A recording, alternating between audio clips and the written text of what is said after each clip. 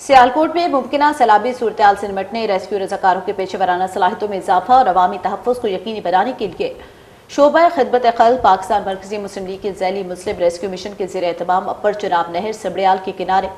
Pre flood mock exercise का इनेकाद किया गया। मॉक एक्सरसाइज में रज़ाकारों ने मुमकिन सैलाब के दौरान रेस्क्यू, रिलीफ और इनखला की मुख्तलिफ अमली मशकों का कामयाब मुज़ाहिरा किया। Assistant commissioner Sambrial Adnan Bashir Warraich, chairman शोबा खिदमत खल्क़ Pakistan Chaudhry Shafiq ur Rehman Warraich, general secretary Pakistan Markazi Muslim League Sialkot engineer Ejaz Nasr, सदर पाकिस्तान मरकज़ी मुस्लिम लीग सियालकोट खालिद महमूद चीमा और रेस्क्यू 1122 के अफसरान ने अमली मशकों का जायज़ा लिया। इस मौके पर खिताब करते हुए चेयरमैन शोबा खिदमत खल्क़ पाकिस्तान चौधरी शफीक उर रहमान वड़ाइच ने कहा कि मौसमियाती तब्दीलियों के बायस सैलाब जैसे ख़तरात से निपटने के लिए पेश की तैयारी, जदीद तरबियत और मुनज़्ज़म रेस्क्यू निज़ाम नागुज़ीर है।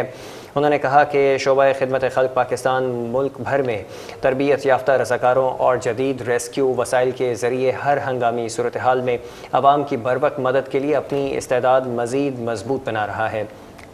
General secretary Pakistan Markazi Muslim League Sialkot engineer Ejaz नसर सिंधु ने कहा कि खिदमत इंसानियत पाकिस्तान मरकज़ी मुस्लिम लीग का बुनियादी नस्मुल्लैन है। उन्होंने कहा कि कुदरती आफात के दौरान बरवक्त और मुनज़्ज़म इमदादी कार्रवाइयाँ सिर्फ उसी वक्त मुमकिन हैं जब रज़ाकार मुसलसल तरबियत याफ्ता हों।